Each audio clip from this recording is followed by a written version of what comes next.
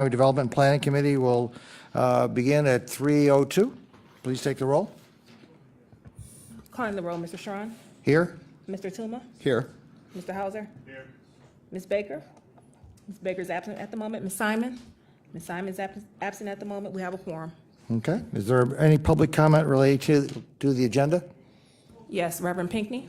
Okay.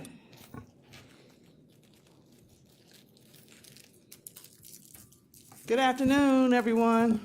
Hello. I'm Rev Pamela Pinckney Butts. And for resolution number 11, for those of you who I'm just seeing for the first time that are here for this resolution, I'm Rev Pamela Pinckney Butts. I'm a pastor, but I'm also a candidate for the United States House of Representatives for this 2018 election for the 11th district for the state of Ohio. Well, please keep that. And I'm concerned. Please keep the comments about your candidacy. This is not the forum for that. It's just about the agenda. This is about the agenda and my candidate. Well, anyway, one of the reasons I am running is because of the funding that I am concerned of it not being properly, and that's what candidates do. That's why you got your seat. I'm concerned, and I love sports. God knows I do. And I love having a place of refuge when I'm traveling, whether I'm coming to Cleveland to do business or not, having hotels available.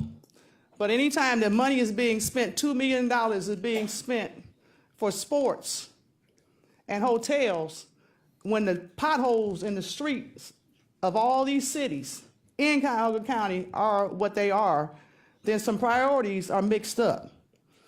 And I don't want to discredit you for coming here in your labor and council members for even bringing this to the awareness of the community, but something needs to be brought back to the table.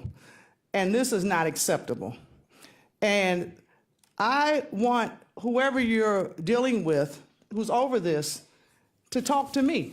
And I want to bring this to the attention and address this through the church as well as the other entities, because this is not reasonable and it's not respectable. As well as I'm concerned, as I keep talking to you all about the racial overtones with all of this, and women we can't get our hair done and buy a purse, but you can spend $2 million on sports and hotels. I have a concern with that, and I didn't come up poor, but I am concerned about the poor, and I am concerned about the fact that every time I come here to speak to you about legislation, there's some type of little niche or knack or something to not address what I'm talking about, and I'm really concerned, and I'm calling LeBron James, who's our notarized person and personality, sports personality, to come to me and meet me at the table on this, because it's not making sense to many of us about $2 million being used for sports and hotels when people don't have a place to live. Thank you very much. Thank you. Is there anybody else in regards to an agenda-related item? No, no one else is signed in. Okay. Thank you very much. Is there minutes? Everybody have a chance to review the minutes? I don't think we're going to have enough for a quorum, so we're going to hold approval of the minutes. Not that we don't have a quorum, but we're not going to put you on the record for having to vote on something you were not here present for. It's our newest member of council, and Michael, welcome to the Economic Development Committee meeting.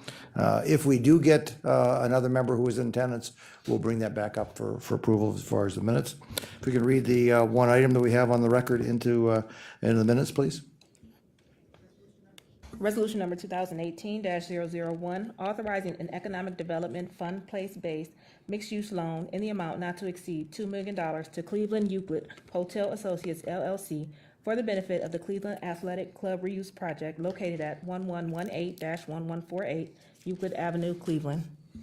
And I see that there's also been a recommended substitute to be brought forward in regards to the same piece of legislation. Yes, Mr. Chairman. Does everybody have a copy of that? All the committee members have a copy of that before them?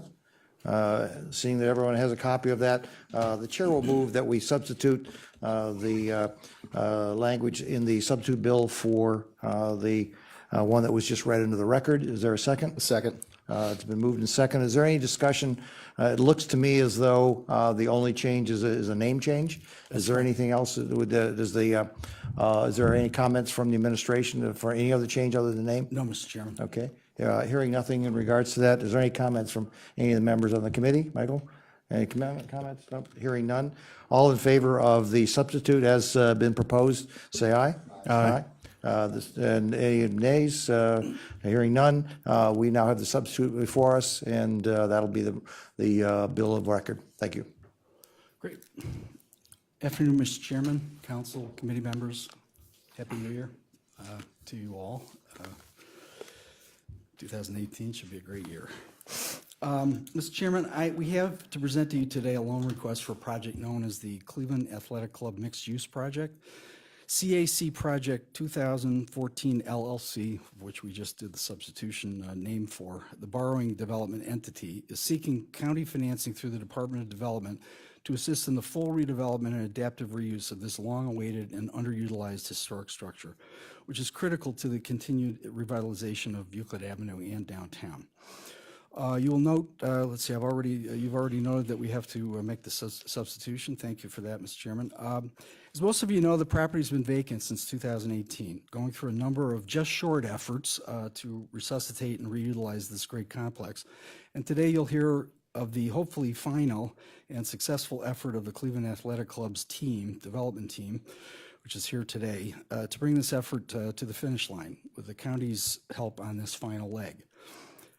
As is very evident, the property has seen extensive asbestos abatement and demolition activity now underway, and the exterior is currently undergoing a cleaning and replacement of building facade portions that have decayed. However, the full financing capital stack is just shy of being completed before the project can fully move forward. The company is seeking a $2 million bridge loan from the county that will complete their capital stack, thus allowing them to close on all financing needed and to start the main construction. I'll just take a moment. I wanted to emphasize, again, the funding product that we're using for this project and in this request. It's the place, and you're familiar with this now, Councilman Hauser may not be yet, it's the place-based mixed-use program out of our job creation funding source. If you'll recall, this has been a newly utilized program that's most recently used to help provide critical financing to projects that have just come down the pike. The 515 Euclid Avenue project, the so-called Beacon Downtown Apartments Retail and Parking Garage project, and Link 59, the high-tech office health facility and Dave's Supermarket project that is located and underway now midway down the Midtown Health Tech Corridor. As we've explained before, we've honed this product line out of several earlier similar place-based project endeavors that council has seen and approved, such as the Variety Theater Complex on Lorraine Avenue. The key to this program, as it's evolved, is keeping with a keystone tenet of the 5-year plan, and that is fostering and financially assisting in the financing of strategic, mixed-use, and high-density place-based projects that are concentrated in our urban core, be it downtown, Cleveland's neighborhoods, or in our inner ring suburbs. In these creative scenarios, mixed-use solutions are implemented in important areas of urban fabric and community development. These are bolstered. While it was a casino revenue funded project fostered by County Council, I think the Van Aken Center redevelopment project in Shaker Heights is a tremendous example of this type of dynamic mixed use and densely developed outcome for our inner city core areas and suburban core areas that need competitive help and at the same time generate jobs upon receiving but-for and prudent gap financing assistance from the county. So the mixed-use project of the Cleveland Athletic Club's creative renovation and adaptive reuse will have the result of resurrecting a blighted and vacant property along the critical section of downtown and the Euclid Health Tech Corridor. It'll produce over 160 units of market rate housing and 16,000 square feet of community retail and commercial office space. The project is certainly a spot-on example of advancing quality place-based economic development in the Cleveland region.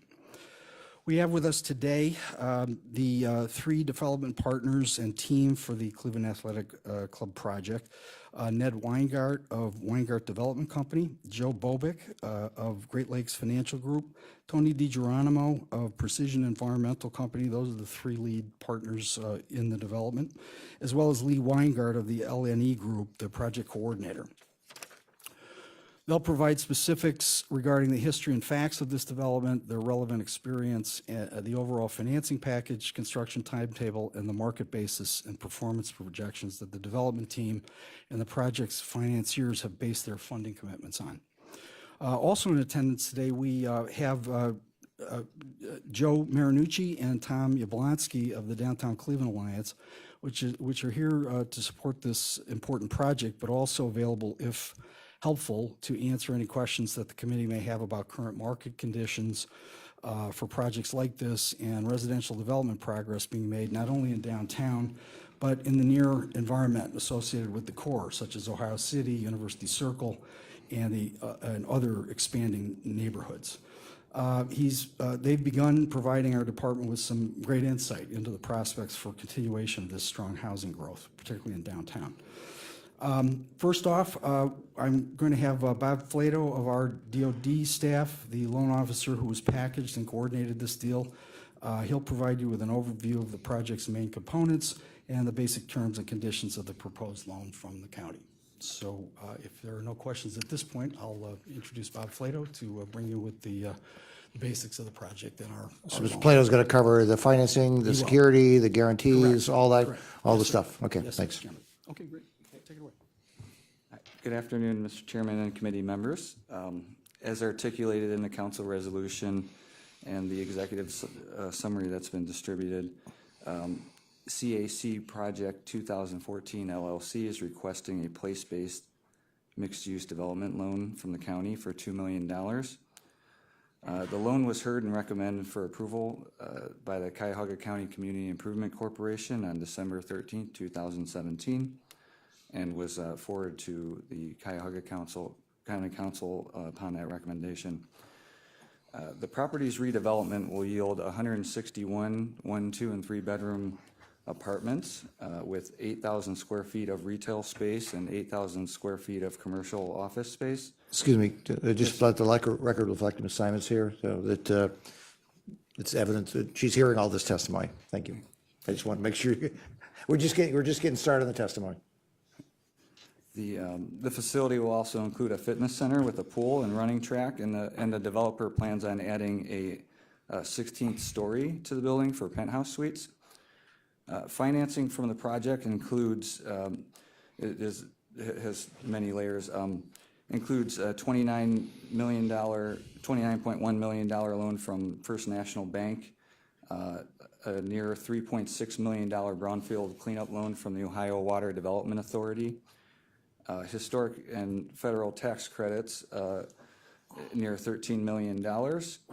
And the city of Cleveland has issued a TIF valued at near $3 million, for which the Cuyahoga County Port Authority will be issuing bonds.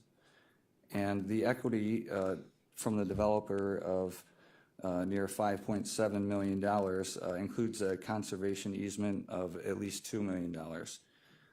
The proposed county loan will be interest only at 5% for 2 years. There will be quarterly interest-only payments made from the borrower, and the principal balance will be fully due at the end of the 2-year period. The nature of the collateral on this loan is unique in that the county is unable to secure a position on a real estate due to the requirements of the project's first-tier lender, which will be explained at length by the developer here shortly. However, we are comfortable in making this loan because of the very short-term bridge nature of this loan, as well as the alternate components of collateral, which will have a first position lien on. The county will have a first position lien on the following pieces of collateral, and it'll be the proceeds from the sale of a conservation easement, which will be placed on the building up to $1 million. The sale is expected to obtain up to $4 million, as well as the deferred developer fee of $4.6 million, and 60% of any unspent funds within the project's $2.5 million construction contingency funds. Also backing the security of this loan will be personal guarantees by the 3 principals of the development team and borrower entity. So the Department of Development believes that providing this key financial assistance is worthwhile and a prudent investment beyond the strong mixed-use urban building aspects of the projects. of the project. The critical benefits include 275 construction jobs with an estimated payroll of $18 million, 20 to 25 permanent jobs with an estimated payroll of $1,125,000, and 40 to 50 retained jobs with an estimated payroll of $2,250,000 through Great Lakes Financial, who will be relocating into the finished commercial space.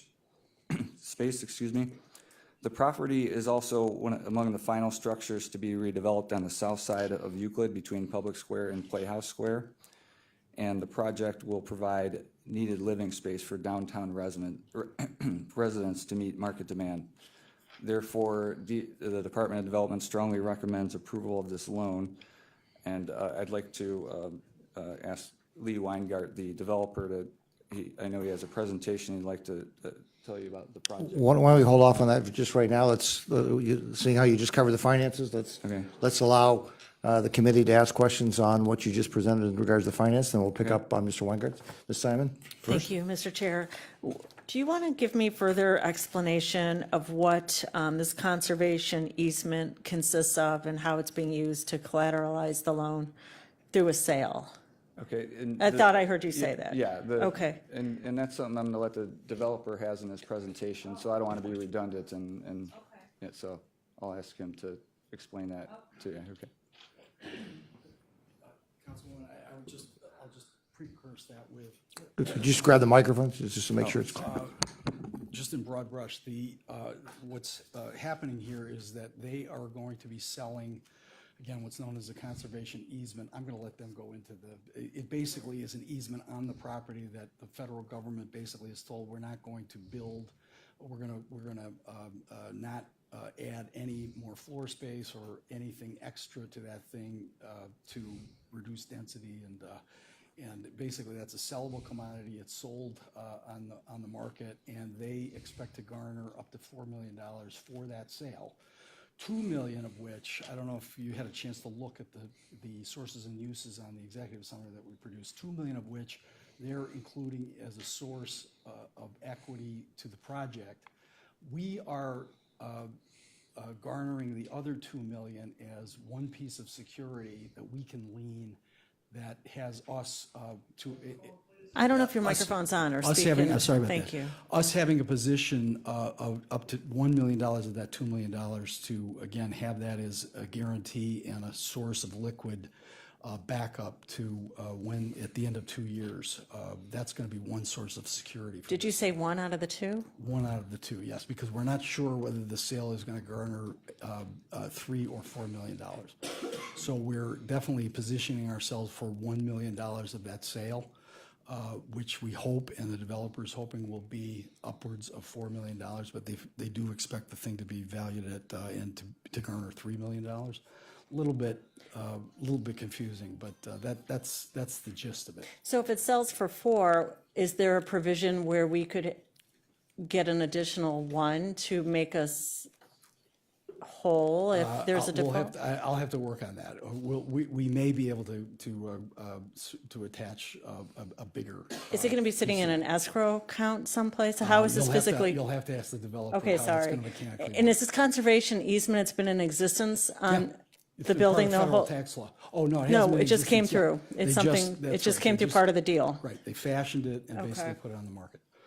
Okay, that's it for now. Except, the question about, and this is going to keep coming up, we keep giving loans to mixed use and in housing, and at some point, I'm wondering about this bubble.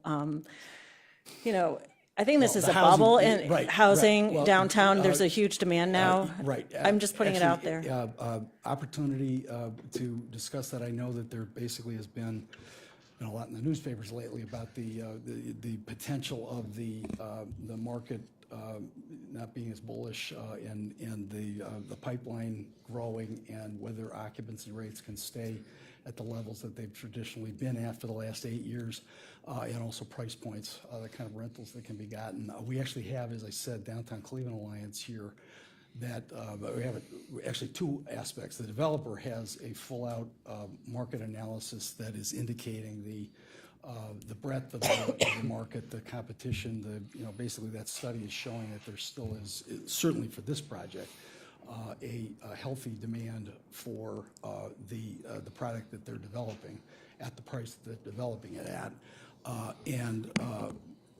They have an appraisal of the property that's satisfactory to the first mortgagee, that indicates the kind of net operating income that can come out of this project or should come out of it. On a more global scale and sort of a bigger picture, I think the debate is starting with regard to, given the pipeline, the projects that are in the offing right now, against what may or may not be the market for this.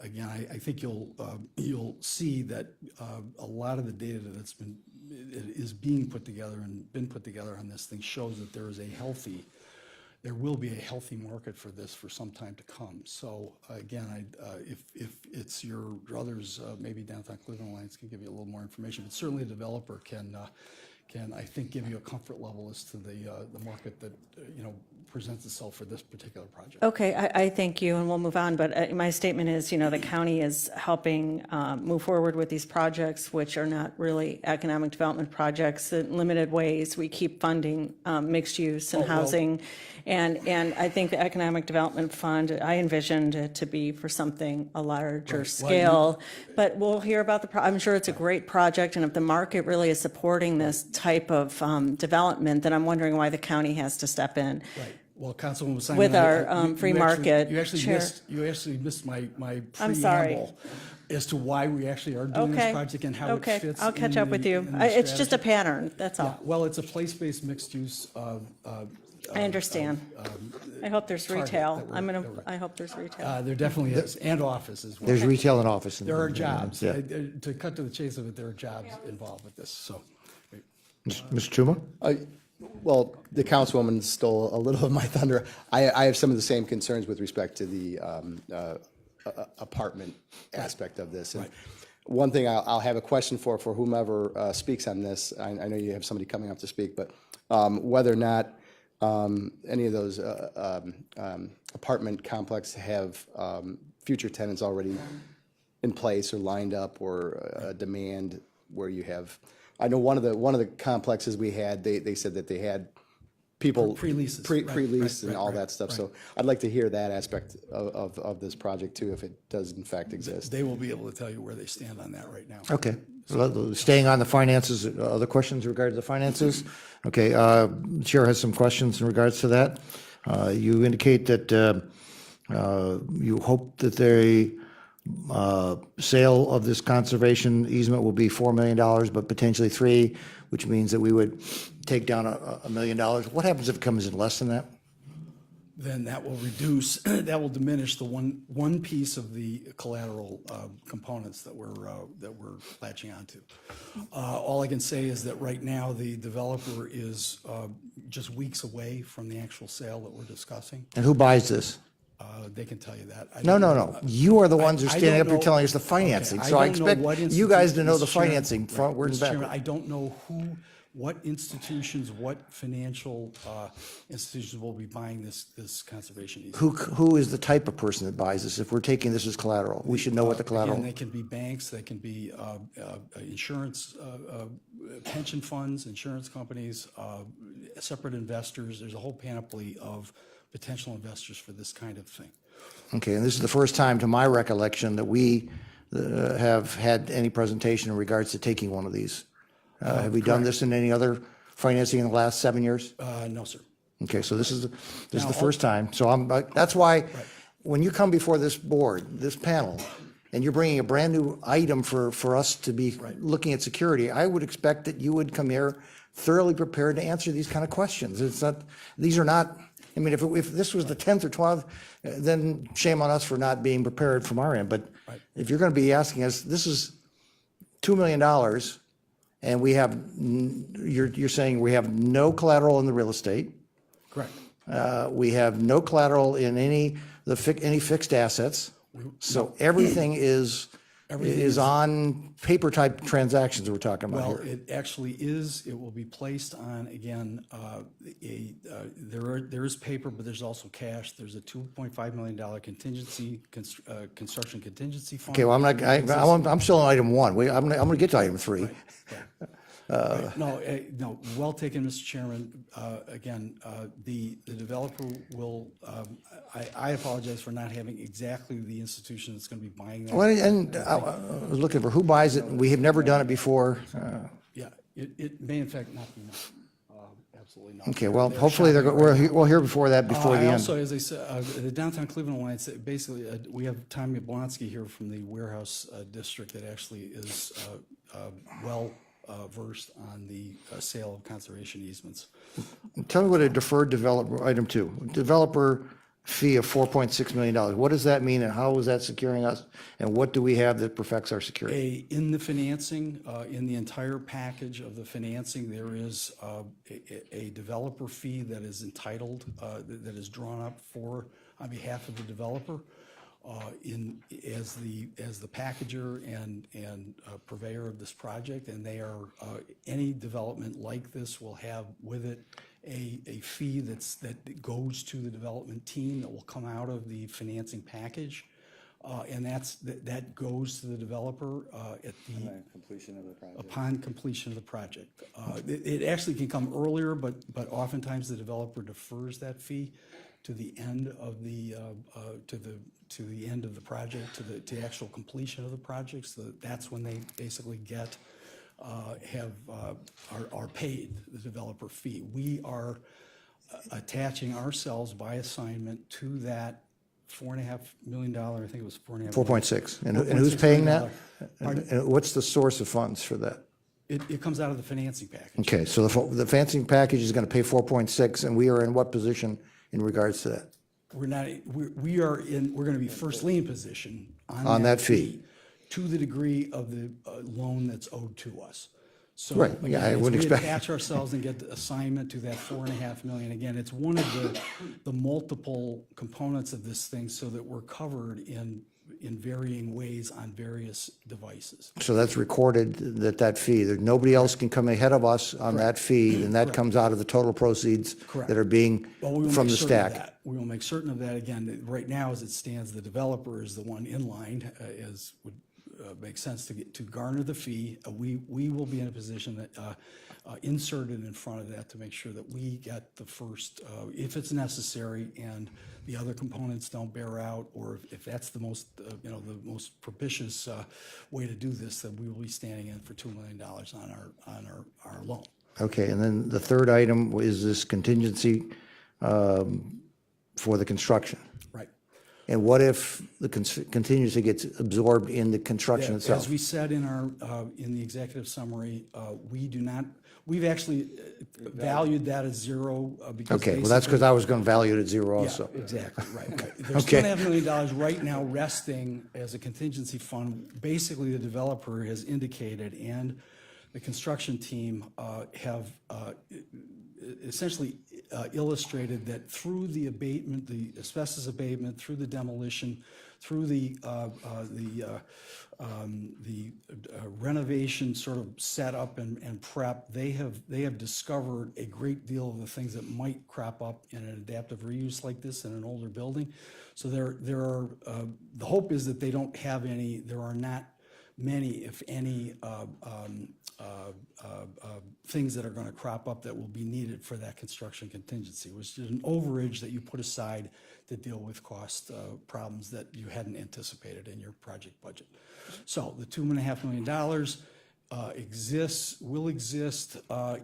We have agreed to attach ourselves to, but allow for the fact that it is a contingency, that it must be, if it's needed, it will have to be used. But if it's not, we will, again, we're attaching ourselves to 60% of that $2.5 million. So again, we're dealing with backup in various ways to a collective of backups to cover us in those three particular respects. Let me also add that we're going to have personal guarantees from each one. We're not there yet. We're still on 3. Sorry well, about that. That's going to be, that's the next item. So item 3, you're assigning 0 value. Correct. Okay. So we're really looking at 2 sources of support out there potentially, one of which is uncertain because we don't know the value of what the sale is going to take place on the conservation easement, which we've never, don't have the experience. And the other is a developer's fee that is assessed in the stack. Right. Okay.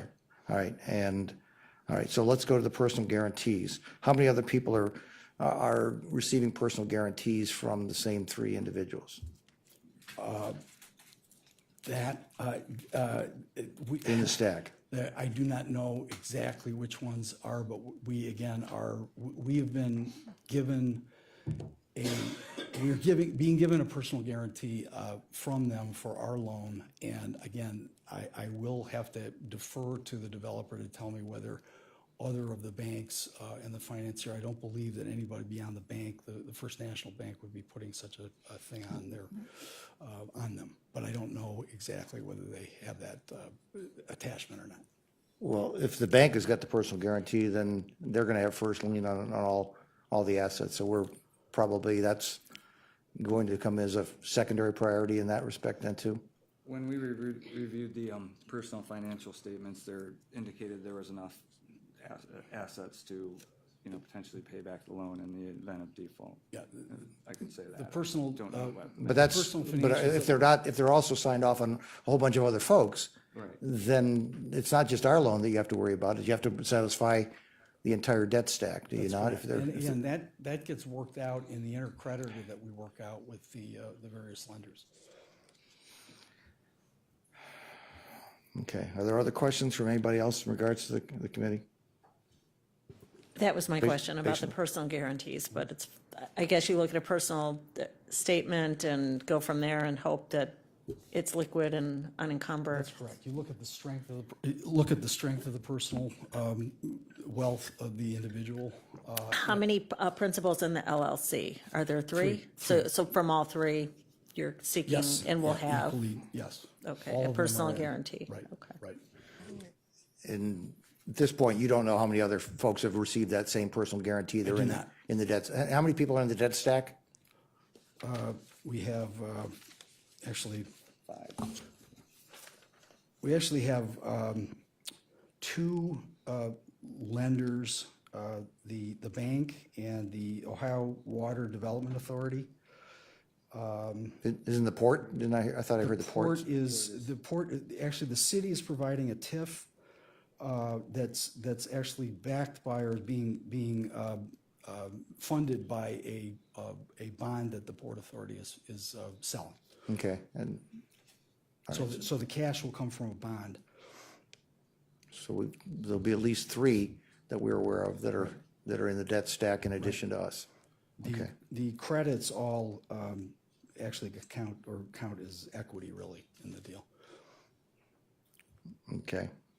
Do we have any idea what the real estate taxes will be impacted by this when it's all said and What's done? the, Sorry, I didn't bring that with me. here, Is that on? I have it in the write-up.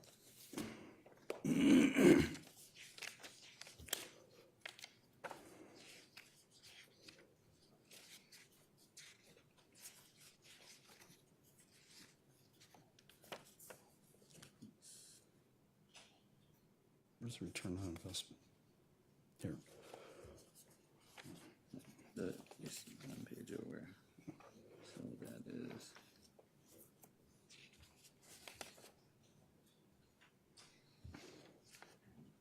Okay, this will Annual property tax. This will be generating $1.3 million in annual property taxes.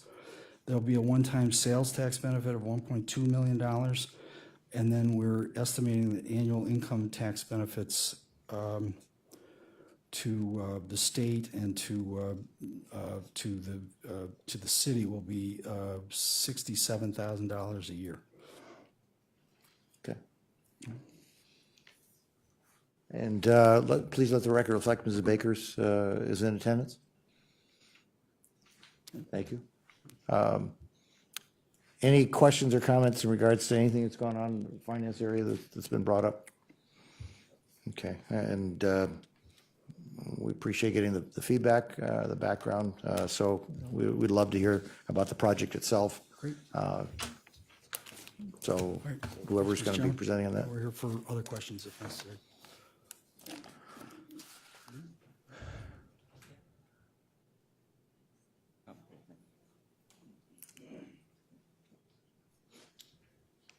Hello, my name is Ned Weingard. I'm a member of the development team.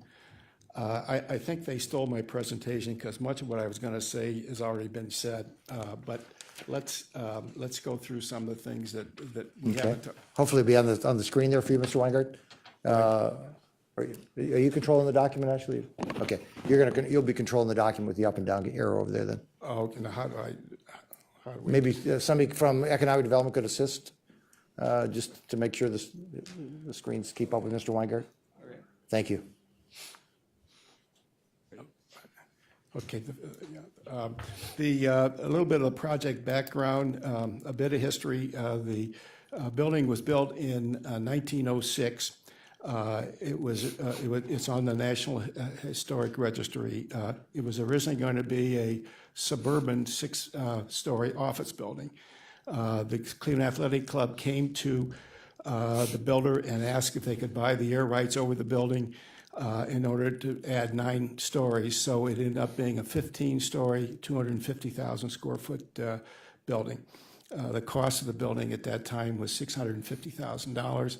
100 years later, it's 100 times that. So, for the good old days.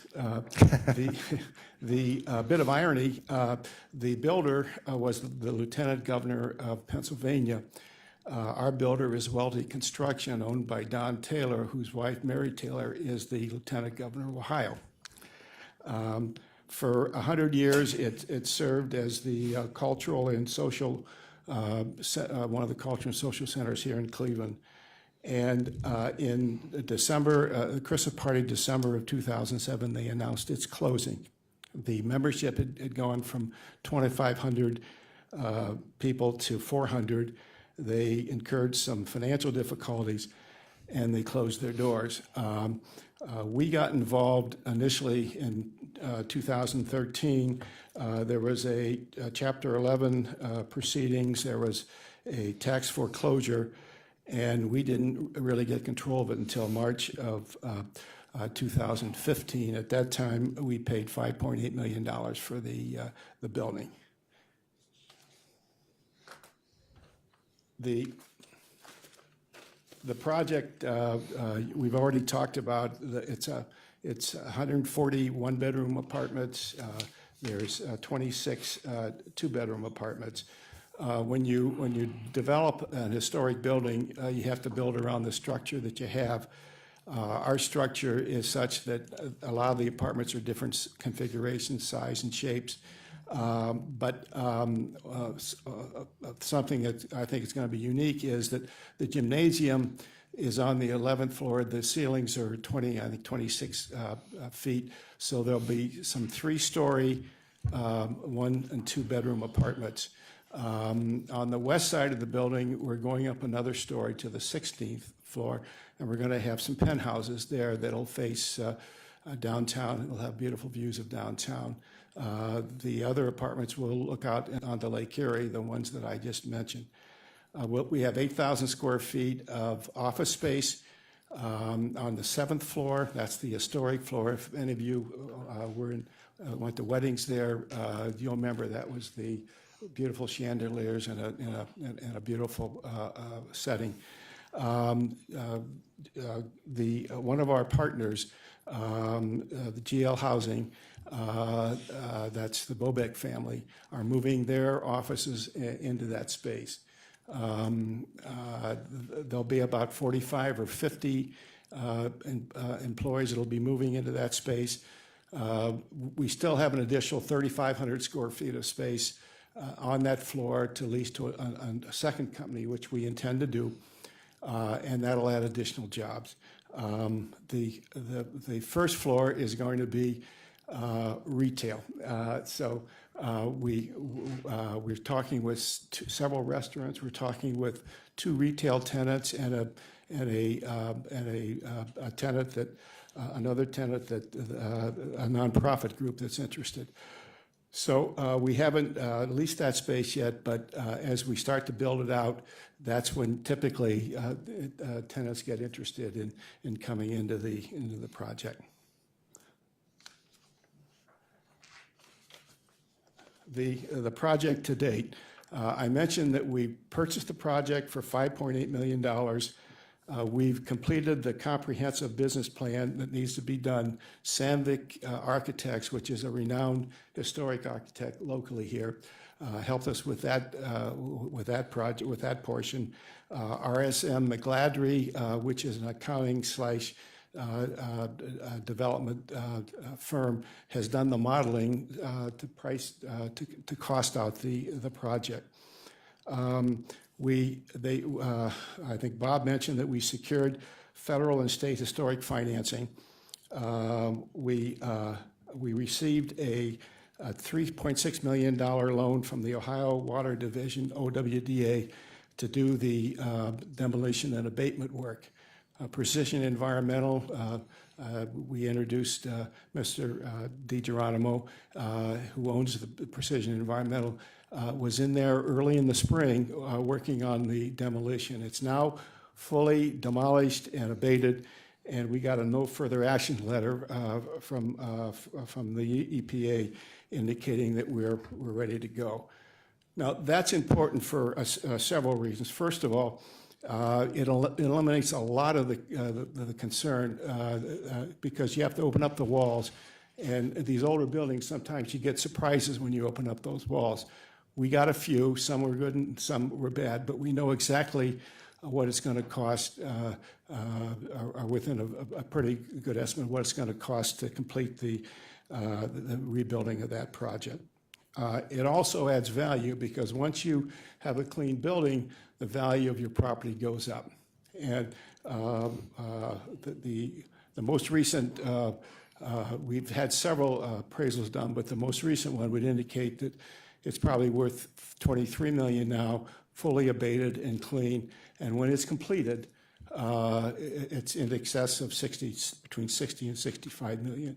Those are the numbers that we have on the appraisal. Also, what it does is it helps you with your construction loan, because if the construction lender realizes that your project is clean, it's fully abated, it's easier for them to determine the amount of financing they're willing to provide. And First National Bank is our first lender, and that's been important to them. We have completed a detailed construction budget. Welty, as I mentioned, Welty Construction will be the general contractors, and we have the budget, and as a result, we have a building permit so that we can start construction. But being in there since since February or March has made it easier for us to move forward for our anticipated closing date. We secured 97% of the funding required. We ended up with a developer's worst nightmare. As we approached the February 15th date, which is our closing date, one of the lenders pulled out. Penn Trust, they were a pension lender. They had not done what we call mezzanine financing before. They thought they were interested in doing it, but they decided they weren't. So we were $4 million short on the federal stack, on the capital stack. The three of us are putting in an additional $2 million to make up half of that, and we've asked the county to contribute $2 million so that we now, with that money, would have the fully capitalized capital stack. Our goal is to close the financing, as I mentioned, February 15th, so that we can then complete construction. We anticipate, if we can close on the 15th, that the Construction will be completed in 12 months by December of 2018. Typically, a building this size, the construction is going to cost is going to be between 18 and 24 months.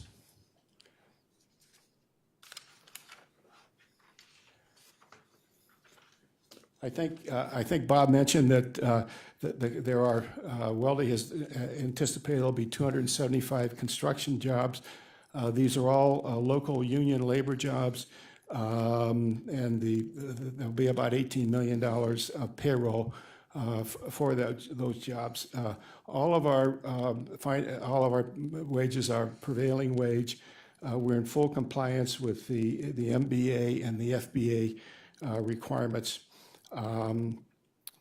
The full-time positions, we anticipate that Great Lakes Financial will end up having probably 40 to 50 jobs in the building, about $2.25 million of payroll.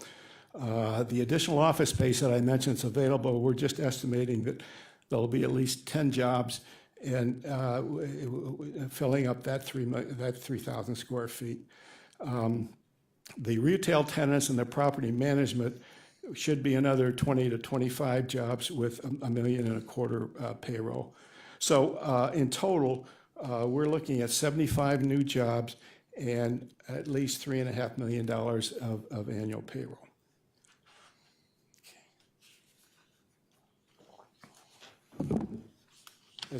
As far as community benefits, there's a repeat on the jobs because I know that's important to the county as well as to this program. The exciting part to us is that the completion of our building will complete the renovation of the south side of Euclid Avenue from 9th Street to Playhouse Square.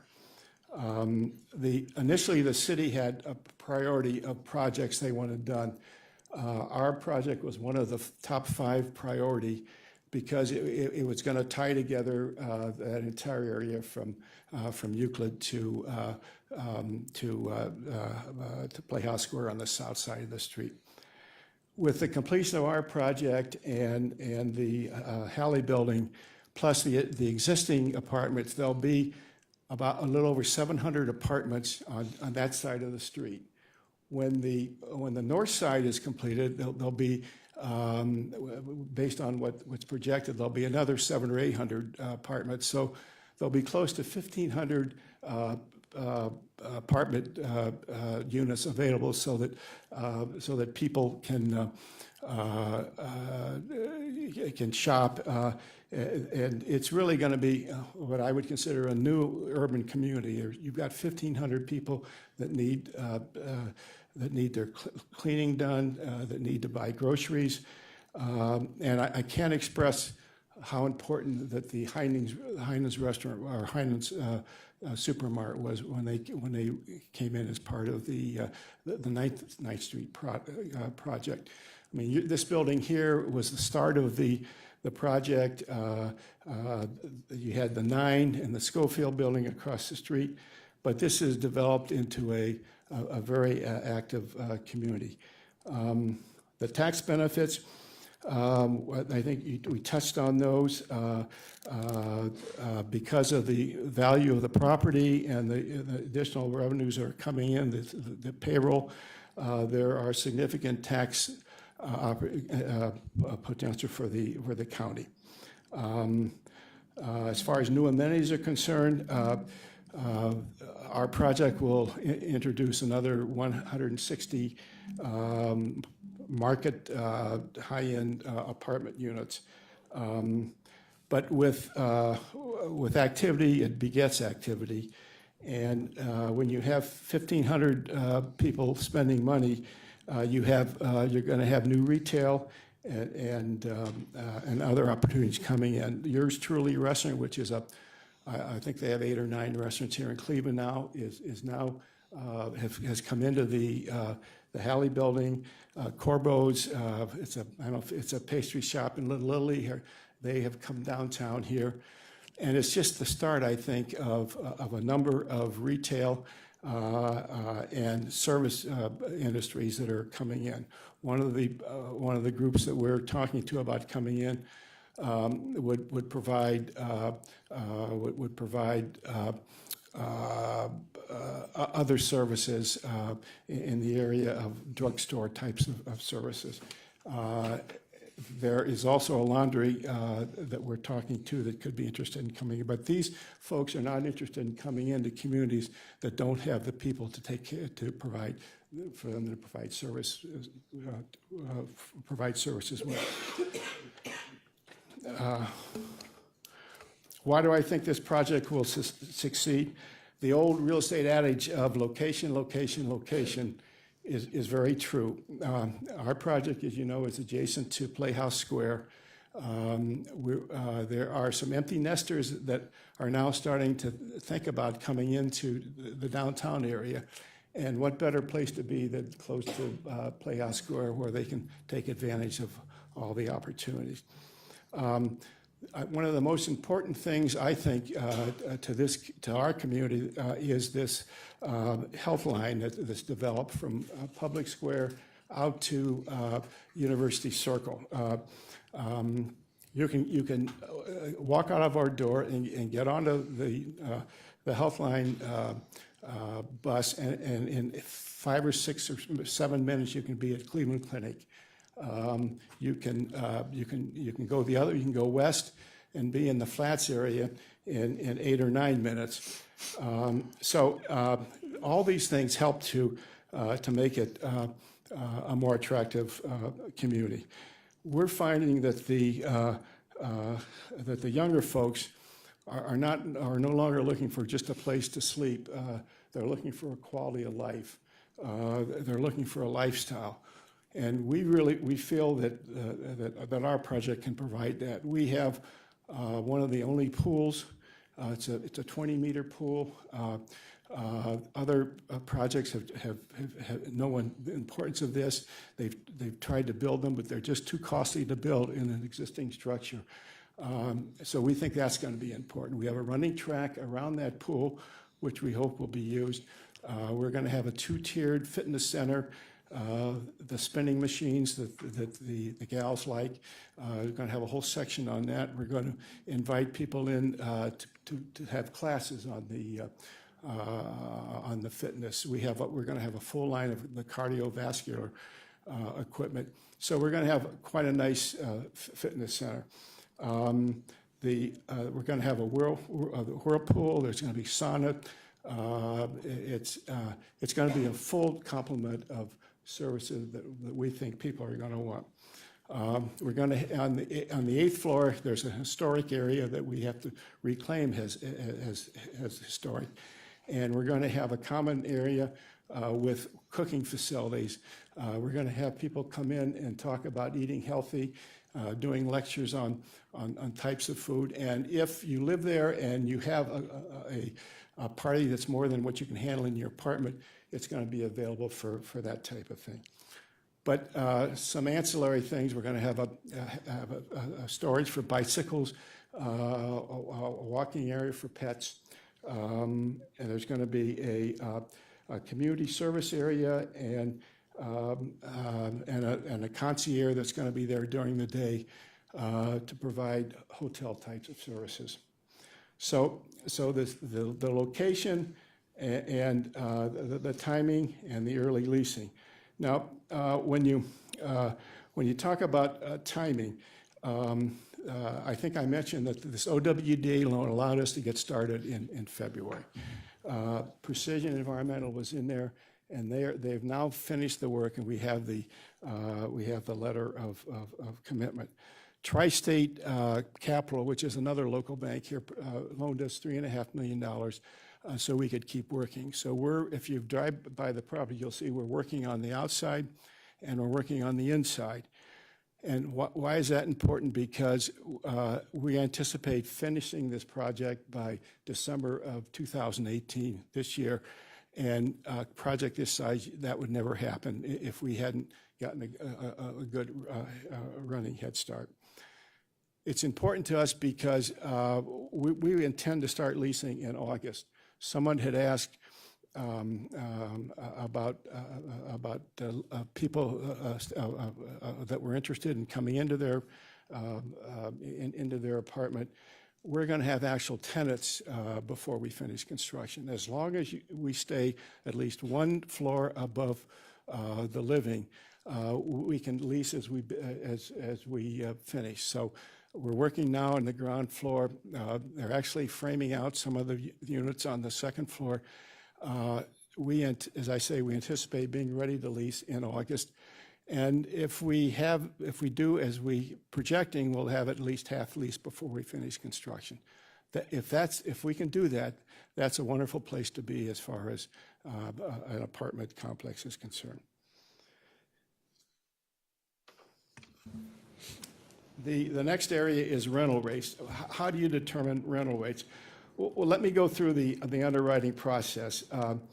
First of all, the developer has to design and model the project, and they cost the project. Then the lender comes in, and he says, you have to support your project, support the cost of your project. So you need a market study. There's a group that's used by any number of the projects in this area. It's called Vote Management Study.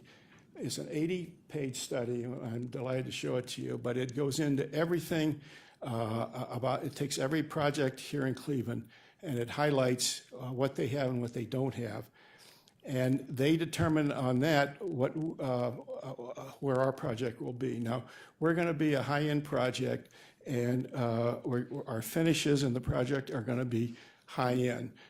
They're going to be comparable to the 9, the Schofield building, the flats on East Bank, and I'll add 2 more, the Garfield building, which just went online, and the Standard building, which is now going online. These are all comparable projects. They're all new projects, but they all have much of the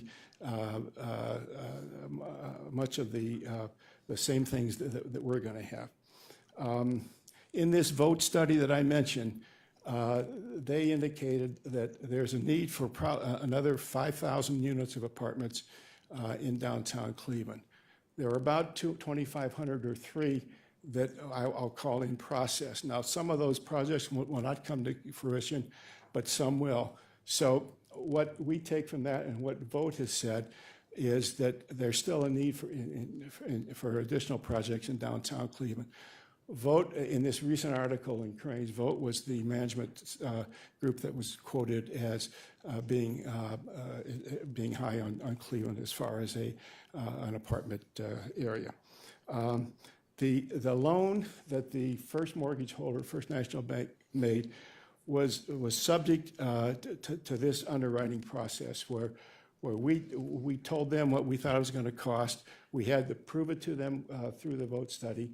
And then these lenders have a whole body of information from other projects. They compare it to that, and then they make their decision as far as the amount of the loan based on that information. Based on that, First National Bank agreed to loan us $29.1 million.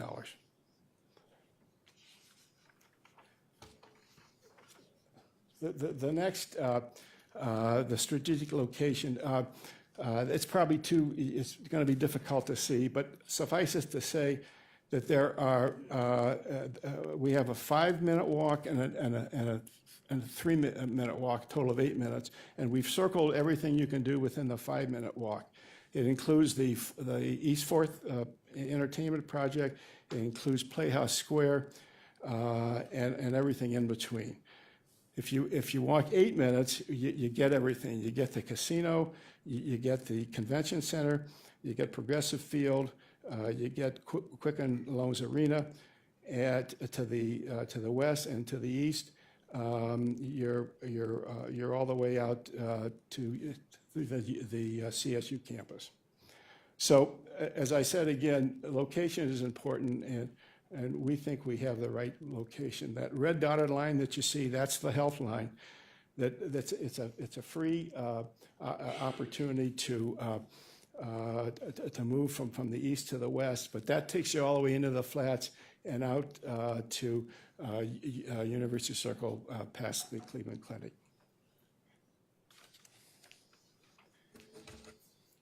This is the capital stack that Bob had referred to.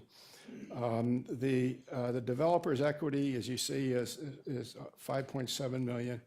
We talked about the OWD loan, that's the state brownfields program. First National Bank is the first mortgage lender.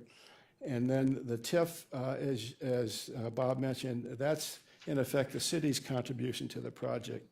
They're willing to forego their share of the property taxes and allow us to use that to develop more collateral in the project. The historic tax credits, that's a combination of state and federal. The state allows you a tax credit equal to 20% of what they call the QREs, which are the expenses that they approve. The state allows you 25% of that, but they maximize it at $5 million. So the combination of the state and the federal taxes are almost $13 million. Our federal tax credit buyer is National Trust. So I'm going to ask who buys these. Banks buy them, institutions like National Trust buys them, locally Sherwin-Williams buys them, the energy companies buy them. There is a ready market for them, but we already have a commitment on ours from National Trust. The state, again, there are buyers specific to the state. In our case, Nationwide Insurance Company, they have an arm called Stonehenge. They've committed to do that. When you close the deal, these agreements have to be closed at the same time, and they are. The $2 million the Cuyahoga County loan rounds out the capital stack. Now, the $2 million in relation to the rest of it is not as large as anything else, but it's the most important money that we have coming in because it's the stimulus that gets everything else going. Without this $2 million, we can't close the project on February 15th, which means we can't start construction, which means we can't do the early leasing. So it's a progressive type of thing. So it becomes very important as far as we're concerned. As far as the importance of this project to the county, I just mentioned the importance of this loan. It's really a catalyst to keep everything else moving.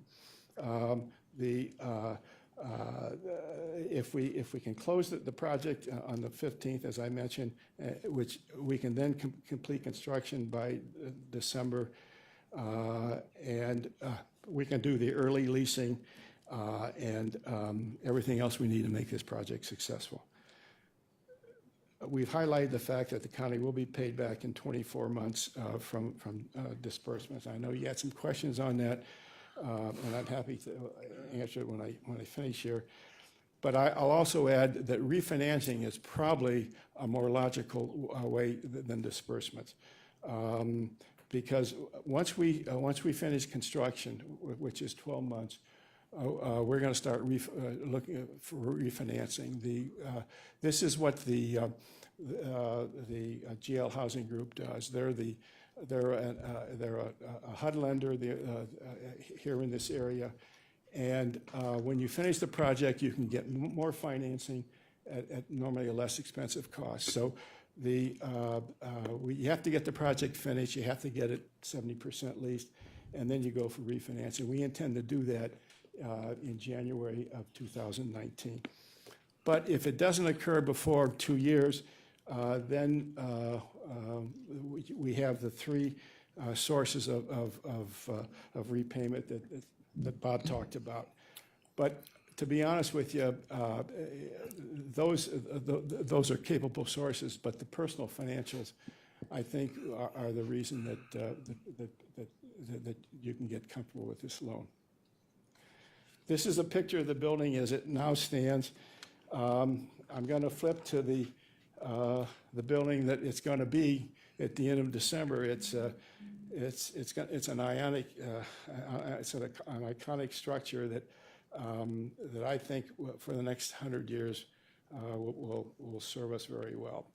You'll see on the right side there, about half the building, there's another story. That's the townhouses that I talked about that are going to have beautiful views to the downtown area.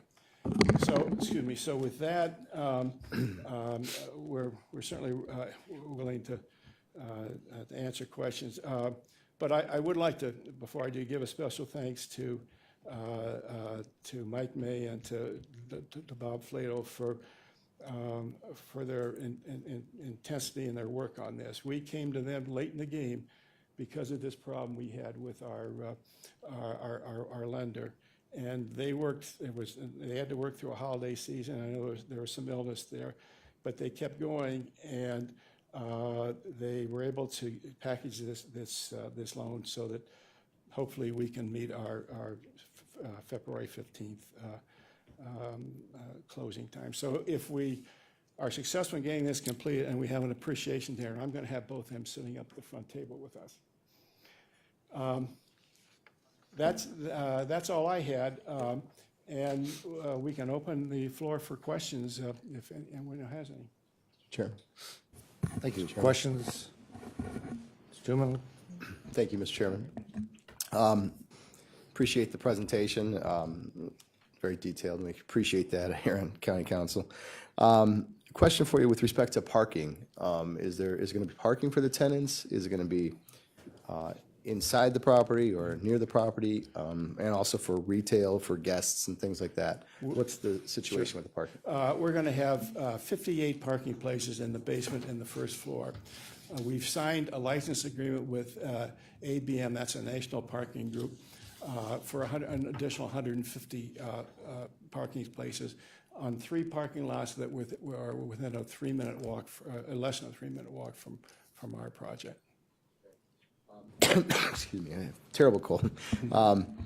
So as far as this being a historical site, have you run into any issues with respect to having to watch how you do things with respect to maintaining its historical significance as you've proceeded through the property?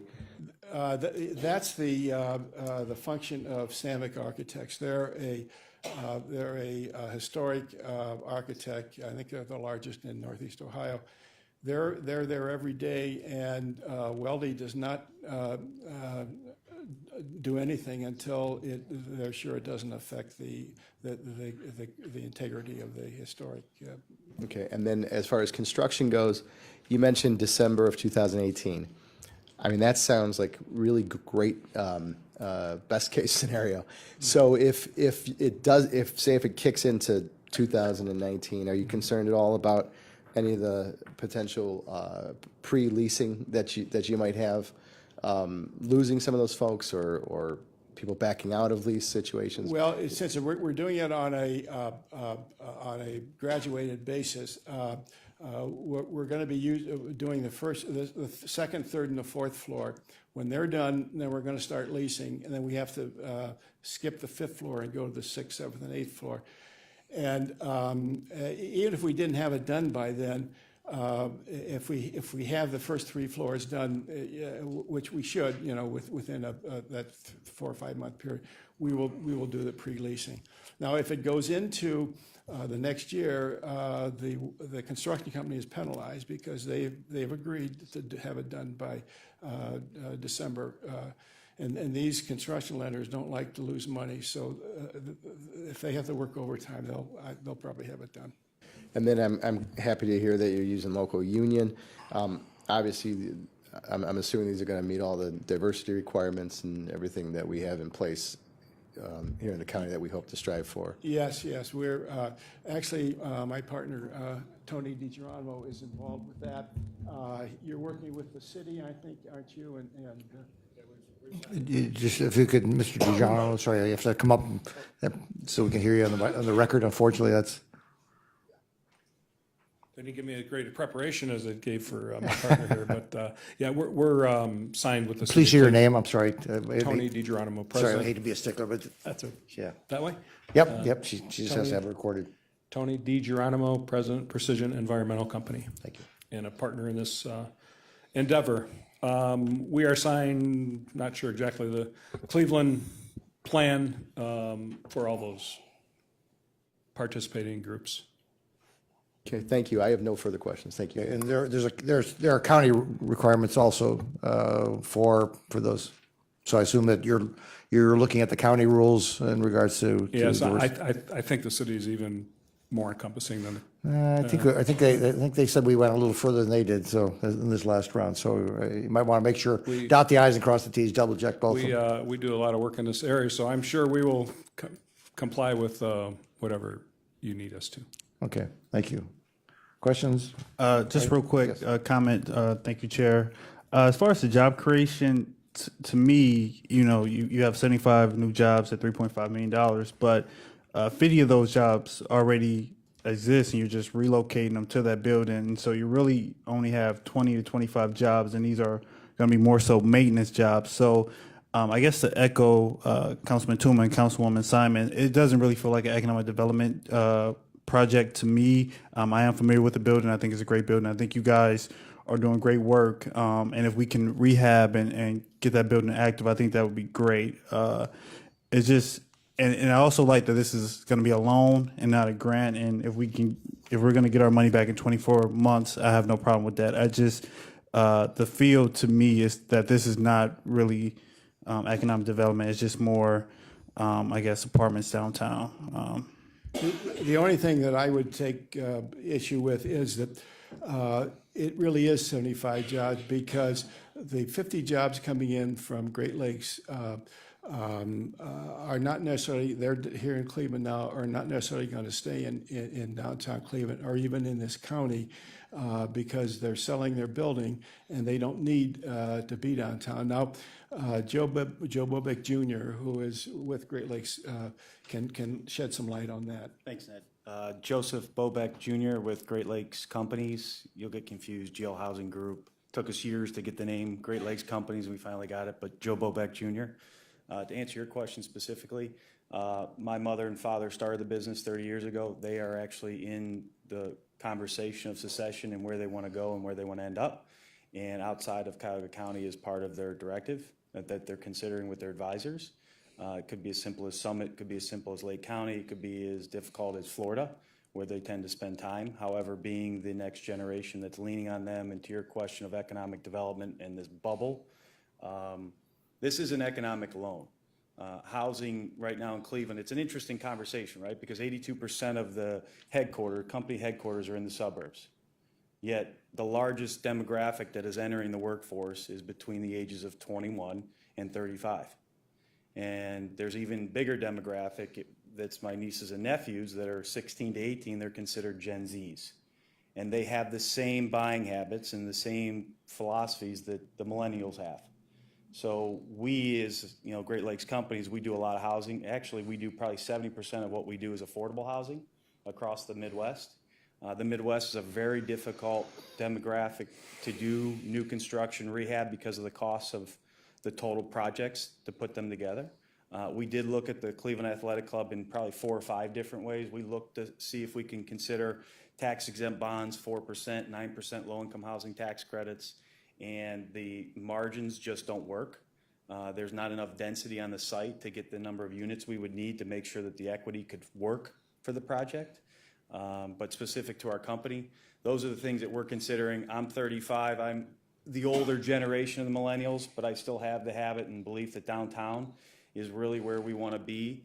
And we really want to see the county and the city working with us as well as everybody else in the private development world, because subject to what you read, and thanks to the DCA and what Joe's got me reading now, which is the new urban crisis, downtowns are job centers. Even though 82% of our job headquarters are in the suburbs because we had that white flight, let's just call it what it was, through the 70s, 80s, and 90s, things are changing. People want to go back to the live, work, play philosophy, which isn't a new, it's just said differently, but if you look at, in the early 1900s, that's what happened. People lived, worked, and played. They walked. So another thing that you want to consider is even though we're building high-end apartments in the CAC, the largest demographic that is growing in the central business district of the county and the city are income earners of 75 to 125 grand. And nationally, I think it's well over 90% that 33% of people's income go to their housing. So I challenge you, I try to give you the numbers, I don't have a calculator in front of me, but I challenge you, if you look at our rental rates, we generally are fitting right per door where people, it's gonna be about 30 to 35% of their income. So we recognize ourselves as a high-end product, but we still believe we're servicing the people on an affordable basis that are earning that income.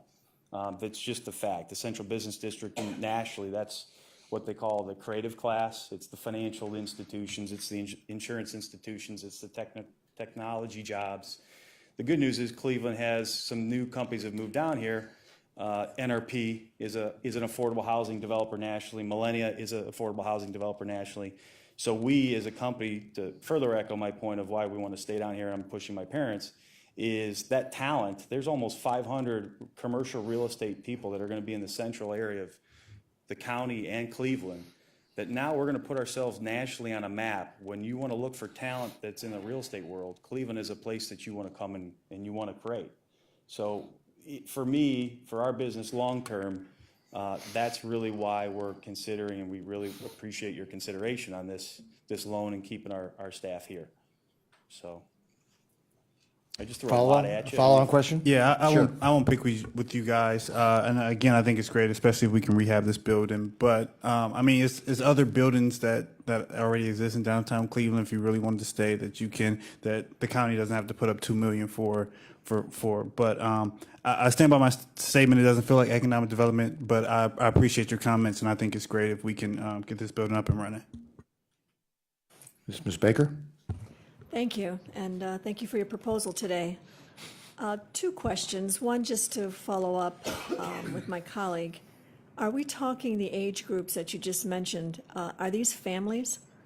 So are we talking that families will come to downtown Cleveland and will be in a high-rise and will have the use of the fitness center, locker rooms, and showers? Is this a family-orientated lease? When you're talking, I think you said 25 to 35-year-olds that are wanting to walk to work? So specific to the psychology of the different age groups and the demographics that play there, this building, we believe, actually we're going to be surprised once we go through the efforts of leasing, that although we're going to have a lot of the similar amenities that generation enjoys, we really believe that it's not just that generation that enjoys having a butler, having a dog park, having a pool, having a workout facility, having technology that's above anybody else's.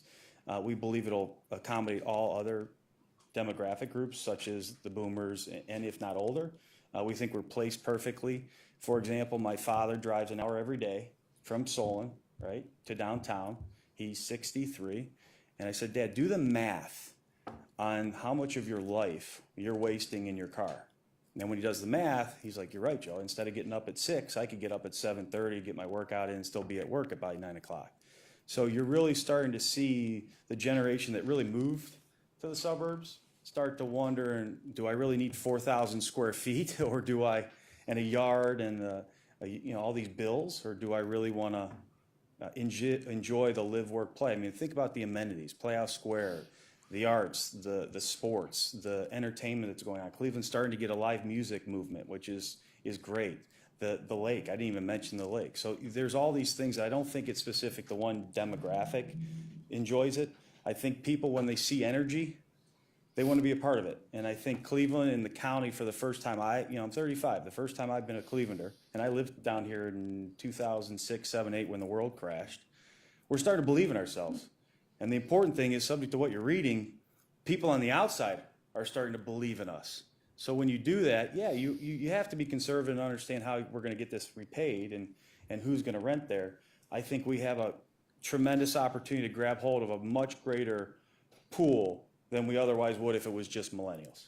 Does that help answer your question?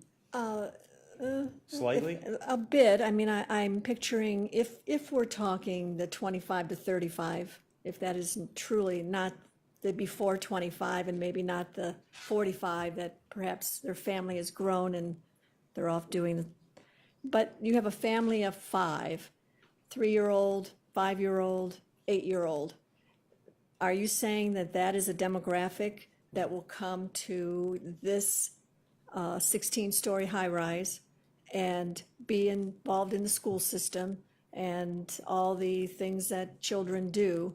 Is this a place where you feel that demographic who works in high-paying jobs and has that hour to work? I understand that is on the person who is working, and that's sometimes a sacrifice that they make in order to have perhaps something that's not in a high-rise. But is that a real expectation that you have, that that family of 5 with young children will be living in this high-rise? I think you're seeing it through Cuyahoga County and Cleveland specifically, that we are starting to see families with children. The simple answer is yes. Okay. As we continue to create jobs, I think we will continue to see more of that. But specifically to give you a percentage, or do I think we're going to see this wave of movement? It'll be really interesting to see when the Halley comes online with bigger units to accommodate that certain demographic, and the complement of the amenities that we'll have within our structure. Will we provide enough for them to understand that it's a place where they can raise a family? All right, go ahead. Madam Councilman, I think that we have, as I mentioned, we have Joseph Marinucci here from Downtown Cleveland Alliance. He actually could answer, I think, a number of these sort of macro questions that, while the developer can speak to it sort of at a project level, or at least from their experience in doing some housing, the DCA has actually got quite a bit of data and is building data on the prospects of families moving into downtown.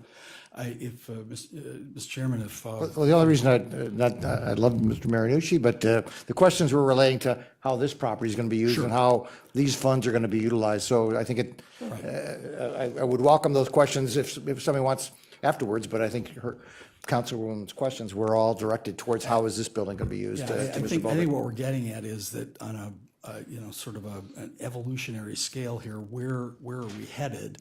And just because a project like this may be gearing in on millennials and people not necessarily with children or empty nesters or whatever, I mean, Right. we do have a bigger, I think, agenda that's going on here in downtown Cleveland, and it does speak to issues of downtown schools, families, making environments that are more hospitable and are actually products that families can actually use. So I don't know if maybe today isn't the day to. Well, no, I would welcome that at some point, but we're still on this building. Let's, Right. rather than talking about the larger. Yeah, the only thing There I were would, larger questions asked. right, the that, only thing I would say to that, though, Chair, is that if they're not successful in renting this space, then the money does become, an issue, that their vision of having this be a 2 and 3 bedroom family-orientated place, if they can't sell that, then we're down to those that are before family and after family, and is that enough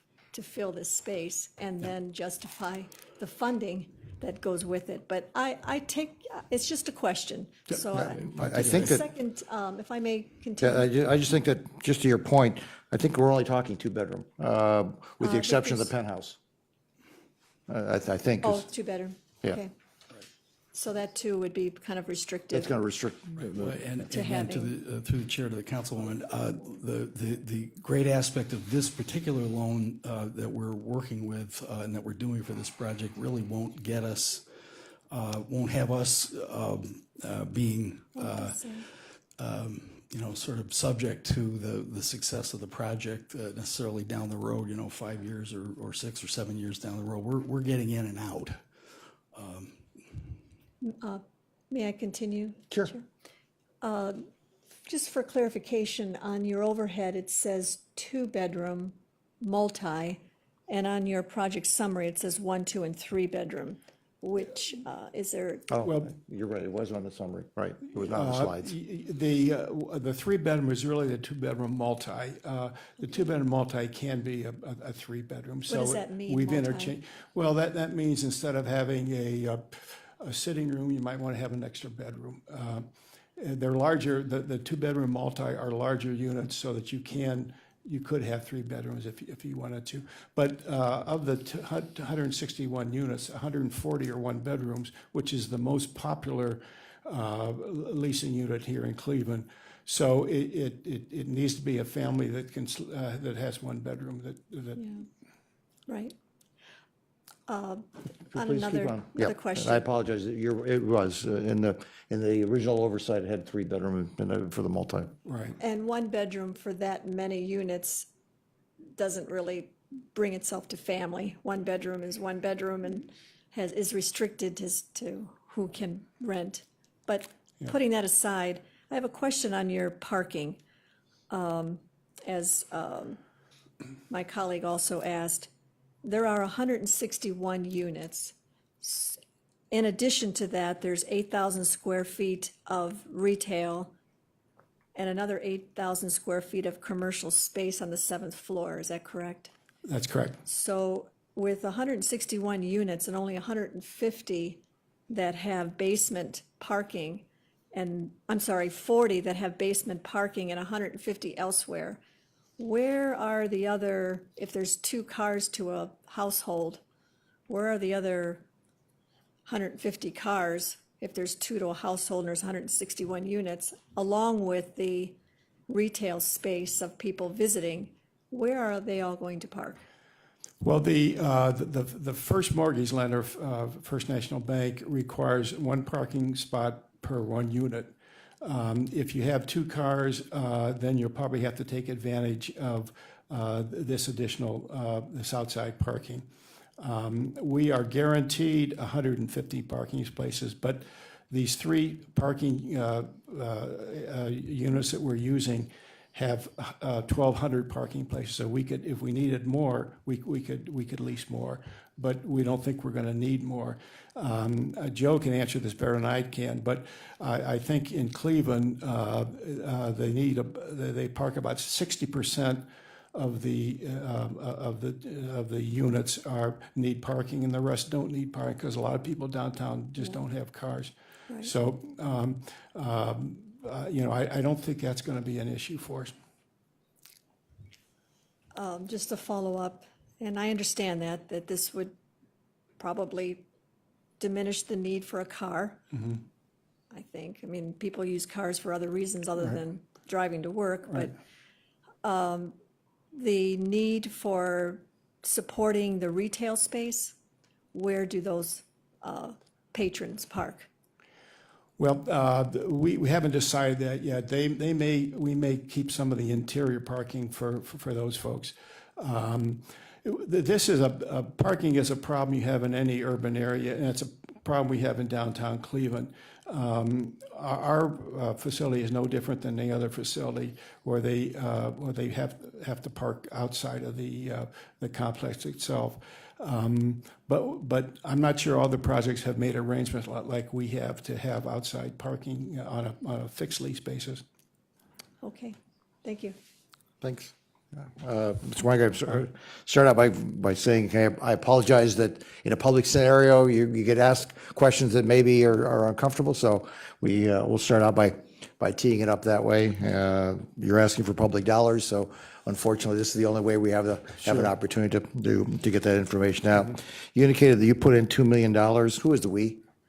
Well, there's 3 partners, Tony DiGeronimo, whom you just talked to, myself, and Joe Bobeck. It's $5 million. But you did, I mean, the recent $2 million you had to come up with, yeah. Well, one of the partners came up with that. Oh, so one individual came up with the entire $2 million? Yes. Okay. And regards to, as you heard the questions, unfortunately, got to go into some of those areas, the personal guarantees. How many other parties are you folks personally guaranteed on regards to this loan stack? Well, on the $29.1 million mortgage, we have to guarantee it until we complete it. Once the project's completed, then the refinancing will probably will not be guaranteed. But you have to guarantee it while it's being completed. Now, the contractor has issued or will issue a guaranteed completion bond, which means that they're bonded. If they don't complete it, then they have to come up with the difference. But we do have to guarantee it at least until completion of construction. And I can relate to you because it was only not that long ago, I was on that side asking the questions when I did the Collinwood Railroad Yards with the personal guarantees myself on that. So I understand that's one of the first things you want to get off, and we would be thrilled about that. Let's go to your construction. You say you anticipate it being done on by December 8 of this year? Yes. And you're going to refinance it soon thereafter, after it's done? So therefore, it'll be refinanced within less than 12 months, more than likely? That's correct. Why wouldn't we come off the debt within that same length of time? You will, from the refinancing. We would pay you off from the refinancing. Okay, so it's not going to be 2 years? I don't think so. Oh, okay. Well, I guess I didn't hear that. Yeah. If it's my understanding. This loan is up to 2 years. Yeah, no, I understand that. They can make a I just want. prepayment, and we would encourage that. I'm always thrilled because sometimes we get into these situations where we ask the questions and we find out that perhaps our money, because the more we get our money working, like Ms. Simon and Michael would like us to do, the better off we are because it ripples into more of those jobs that Mr. Bobick is talking about. So, Yeah, we're here in this position because of where the market is going. To your point, where are all these things going? And the lender is conservative in their approach, the first mortgage lender, as well as construction costs have continued to rise. You guys know that story? Yep. Right? So to speak to your question, actually there's programs out there nationally now because everybody's competing for good, viable Class A option financing options that actually we're going to be working closely with a local bank here to actually try to figure out if we can execute earlier. Meaning as we occupy, they'll be underwriting, and once we meet a certain threshold, they'll be able to replace the stack. Does that make sense? No, I understand the idea of that. We had one maybe 6-8 months ago where we asked these exact same questions. They hadn't been asked until we got into this room. And so I want to make sure it's in the document that says that if the refinancing takes place, that we're satisfied and we're taken out, as opposed to waiting the 2 years. I wasn't, the way I read this originally, it was going to be a 2-year financing. No. And that, I don't know about any of my correct. colleagues, but Right. if there's a heck of an incentive for that guy to finish by December. So Absolutely. there's a heck of an incentive for you to refinance. Because you want to catch at the rates as low as they can. Absolutely. And they're not going to go in the right place for, well, I guess who knows what the right place is for rates, talking with the federal government. But, so the intent, if we were sitting here this same time a year from now, more than likely, have already taken out. Right. Okay, I just wanted to get that, at least that was what I was hearing, and so I just want to move forward in that respect. Mr. Bowick, back to the jobs question that was talking about there. The question was asked about jobs, and you to me, it looked like you were diverting to the occupancy issues. Let's go back to the jobs issue. You got 40 to 50 jobs within your company, as I understand it. Correct. And those jobs are going to go into the newly finished space, and I can understand why you'd prefer to be in a newly finished space versus an existing space in the city. Yeah, we are. And what length of time are you going to be leasing this newly finished space? Well, What's your commitment? we're going to be, whatever the loan would require is what we would consider. I don't know that We that's. actually require a 3-year, in this case, our normal time period is to create those jobs, retain those jobs within 3 years. In this case, we'd be requiring, again, I'm at the 2-year level. Okay, that's the creation of the jobs. My question is. I would tell you that we wouldn't be moving our business for 5 to 10 years, if not longer. Okay, so you're making a 10-year commitment. I just want to, 5 to 10 year. I don't want to put you on the 10-year. Correct. But Again, it is, Ned mentioned it earlier, that it's location.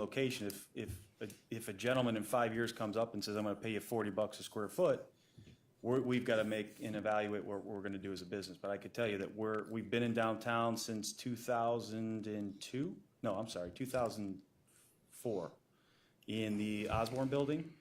We've gone through with the city and the county the ups and downs. We've received loans and stuff of that nature and repaid them in full as agreed through all our other projects, even during times where it wasn't looking good. So I think credibility is probably something that you guys are going to look into when you review this loan, and obviously not just the financial statements, but the people behind them. So I thought it was important for my family to make sure you guys are aware of that. But yeah, specific to the jobs, we've been here for close to 15 years, and I tell you, we would have no problem committing for a long period of time. Okay, so you're putting 50 jobs onto the 7th floor of roughly 8,000 square feet is going to be for your family business, and you're going to stay there for at least 5 years. That to me is a commitment that tells us that now those jobs are staying in Cleveland. Yeah, our first mortgage lender and our tax credit equity is going to want a requirement that meets their, which I think might be even more stiff than what the county may require. Are you in this financial stack too? Bobek? Oh, okay, all right. Joseph I didn't. Bobek Senior, my father, is All the right, founding member I wasn't of necessarily Great picking Lakes. that up as Yeah, that. Ned is our partner, and Tony D with his Yep, family. yep. I is our didn't third picture up partner. that you were the next generation was actually going Yeah. to be stepping up. Okay, so you're going to be paying fair market rental for that 8,000 square And feet that's in back our to the. underwrite currently, correct. Okay. Jobs Ohio, are they participating in this at all? They are not. And, Mr. Chairman. but yet we've got environmental issues going on here. Why wouldn't they be? Well, 'Cause they're the ones that again, took the it's not brownfield Jobs money. Ohio, it's the Ohio Water Development Authority which is providing this $3.5 million brownfield loan, and I believe they're an entity in and of themselves, so it's not Jobs Ohio. Yeah, okay. Well, they're the ones that took all the brownfield money out of Clean Ohio. So they should have written you a check to be part of that. Well, it's part of the Jobs Ohio revitalization program, but again, in this case, it's not the entity Jobs Ohio that's provided this loan. You said you got a no further action letter. Was there also a covenant not to sue that came through on this thing from Ohio EPA? Yes. Was there? So you got both of them, Tony? The covenant not to sue and the no further action letter? Okay. Okay, well, if not, push them for both of those things because Certainly an NFA. Pardon? We required that, so it's an NFA. for both, you got the covenant not to sue and the no further action We letter? did not push for the covenant not to sue, but we were told that they're getting an NFA on this abatement and remediation. Okay, you indicated, I think, Mr. Bowick, that the Schofield Building and the Standard Building were both up for completion and taking on tenants. I'm sorry. Yes, I forgot, maybe it was Mr. Weingart yes, that said that, yeah. right. And I I said there were apologize, sorry about five, that. there were 5 new apartment complexes that were comparable to our complex. And we're charging the rents that we're projecting to charge. So they're going to be a competitively priced, market price. And one of the things you talked about is hoping to have a major portion of yours rented before you went live. Right. And these are already going live. What percentage of rent are the Standard and the Schofield Building right now? I can't answer that. I'm sorry. What percentage are the standard? Occupancy or? Yeah, we are hoping that this building that we're going to participate in is going to be heavily rented by the go live date. And it was referenced that the Schofield Building and the Standard Building are already going live very soon. So I was just asking, Yeah, what's the benchmark Schofield on? building is occupied. Okay. The Garfield building is completed and occupying still, Okay. and I believe they're ahead of schedule. The 9 has been completed for a couple of years now, and we're doing a project with their developers on another site, and they're staying full. And is your question specific to when construction will be completed, what we believe our occupancy will be? I thought Mr. Weingart Yeah, was alluding to. Through working with, I apologize. That's Through okay, that's Working all with right. the city and their local life safety groups, nationally, it's become common to pre-occupy, occupy as your building. Sure. So you can improve the financial position of the project. And the city of Cleveland and their life safety group and our partners, the DiGeronimos with Welty, have worked very closely with the architect and engineers to allow us to start occupying early.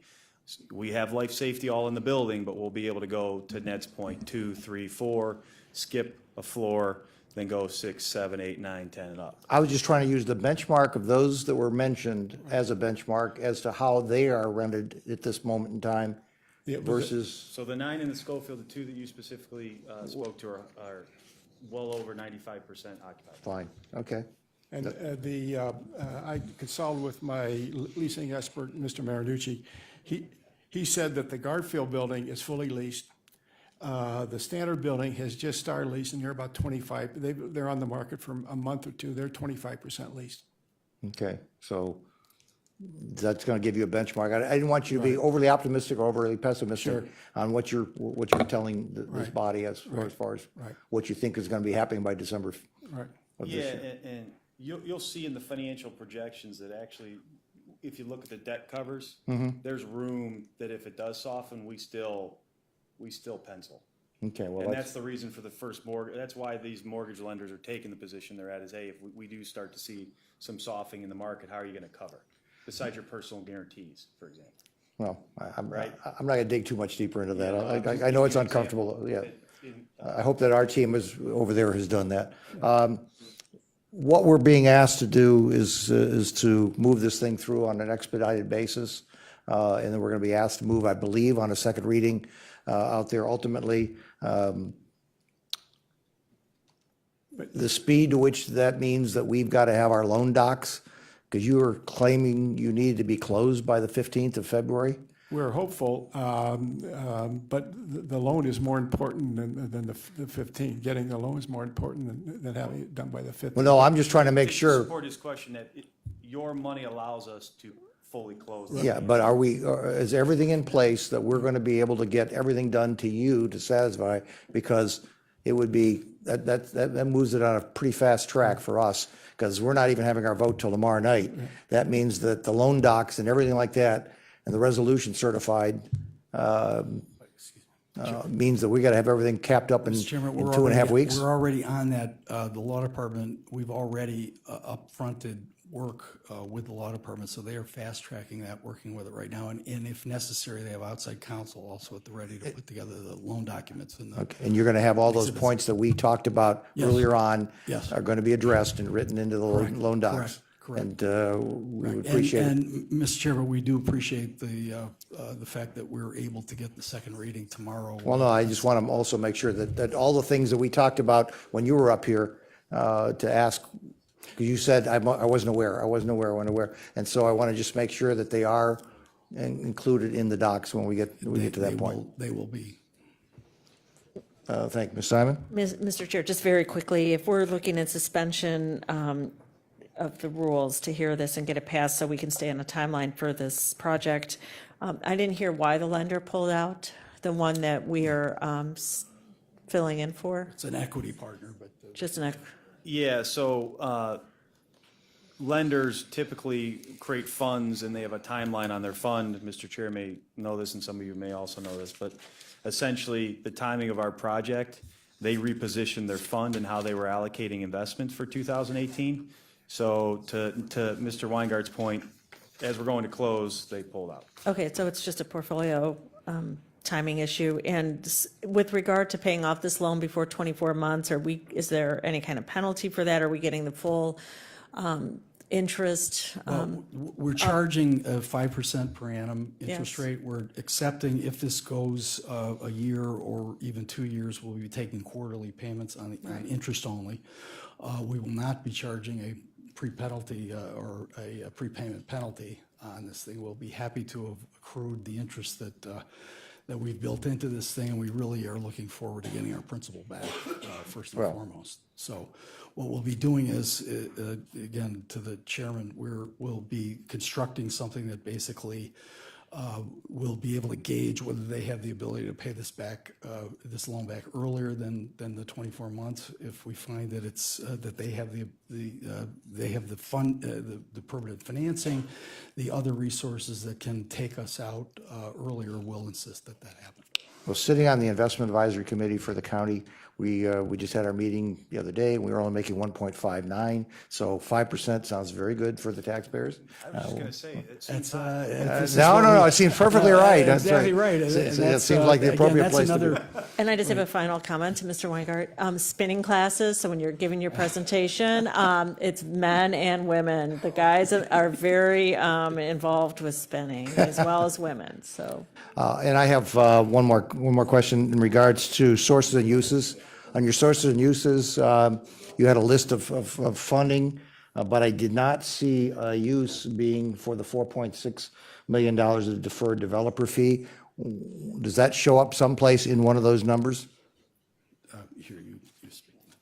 We received an updated model from RSM, so what we could do is circulate it to Mr. May and make sure that you get that point cleared up. Okay, is that included in the numbers that are in there, Mr. Bobick, or is that going to mean that $56 million is going to go to 62? No, the source and use that you're saying is for the construction of the project. The deferred developer fees are paid from revenues that come from the project once it's completed.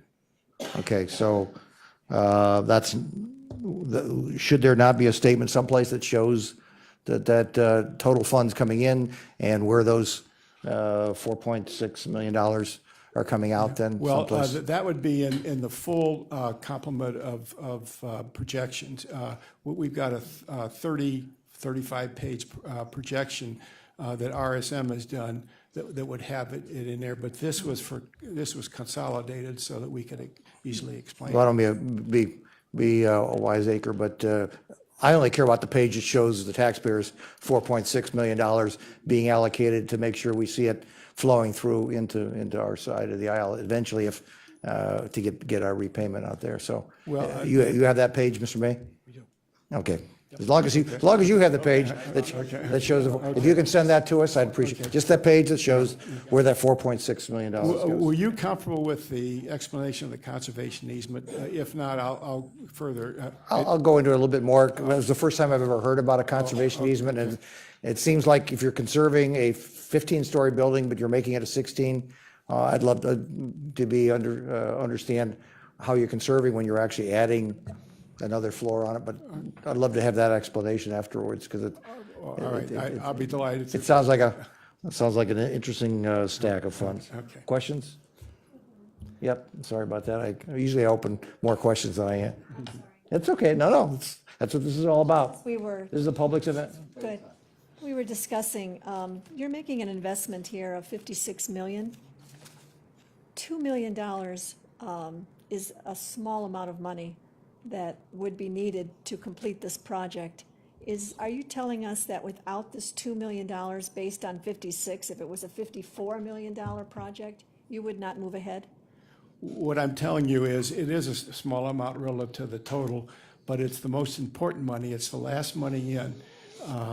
If we don't have that $2 million, we can't close this loan unless we can find it someplace else, which we've had difficulty doing.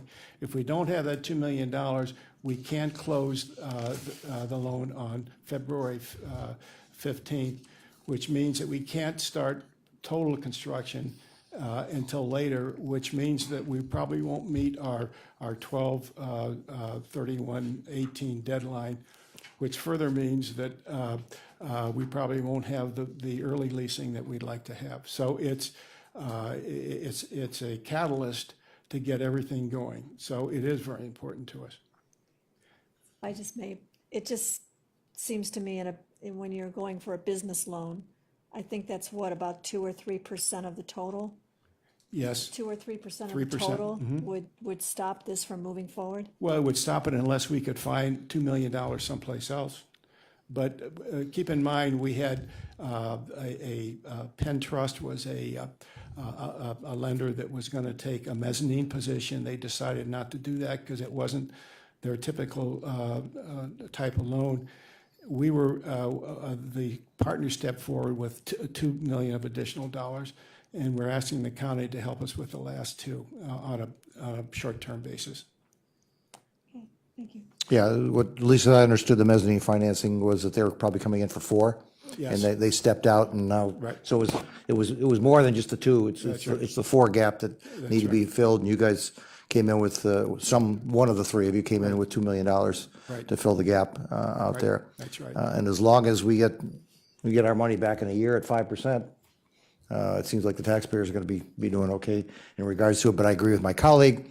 I would love more economic development to be heavier job creation, but 50 jobs is 50 jobs, and every job is important to me as far as I'm concerned, because this building, unfortunately, it's with some sad remorse I'll be voting to support this, not because of the project, it's because Tom Munson is a good friend of mine, and if you know anything about his I family do, and where I he's do. going He's through. Tom wonderful. is going through Alzheimer's, and they were the owners of the building when it Right. went down. Right. And so Right. He's a wonderful Tom and man. Bob Munson are very good friends. Yes. And his wife and I were on the school board together. So it's with some sad Mm-hmm. misgivings, but it's a thrill that you're actually putting it back to good use. Yeah, it's, so from that standpoint. Are there any other questions after my comments or anything of that nature? So with that, is there a motion for sending this to the full council tomorrow with the second reading approval? I'll make that motion. It's been moved, and it's moved and seconded. Any discussion regarding the motion? All in favor, say aye. Aye. Aye. Any opposed? Hearing none. Good luck. I'll be looking forward to the January 1st when you're turning the key on those first places up there. Thank you. And seeing how we now have a quorum, if we can go back to item 4, which is the approval of the minutes. Does everybody have a chance to see the minutes? The chair will move. Is there a second? It's moved and second. Any discussion regarding approval of the minutes? Hearing none, no objections. All in favor, say aye. Aye. Aye. The minutes have been approved. Is there anyone that's signed in for comment unrelated to the agenda? No one Hearing has none. signed We will adjourn this meeting. Thank you very much. Good luck.